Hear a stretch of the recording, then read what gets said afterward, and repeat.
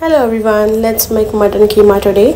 So very first मी इथे mutton कीमाला boil केला आहे. हळद मीठ तेल घालून 4 ते 5 शिट्ट्या करून घेतल्या आहेत आणि मटन कीमा छान कुक झाला आहे. त्यानंतर तूप तेल टाकून त्याच्यामध्ये खडे मसाले जिरे घातले, कांदा अद्रक लसूणची पेस्ट आणि टोमॅटो मिक्स करणार आहोत.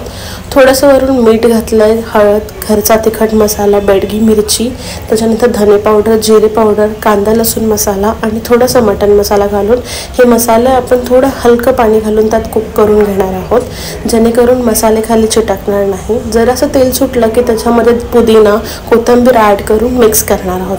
हाफ कप दही फेटून ह्याच्यामध्ये ॲड करायचं आहे आणि ह्याला पण छान कुक करून घ्यायचं, जेणेकरून तेल छान सुटेल.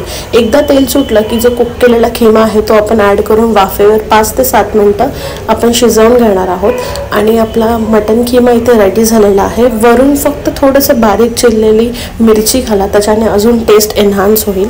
आणि हा गरम गरम खिमा तुम्ही पावसोबत सर्व करा. खूप यम्मी लागतो. तुम्ही देखील बनवून बघा आणि जर का रेसिपी आवडली असेल तर लाईक करा, शेअर करा आणि माझं यूट्यूब चॅनल सबस्क्राईब करायला विसरू नका. Thank you so much.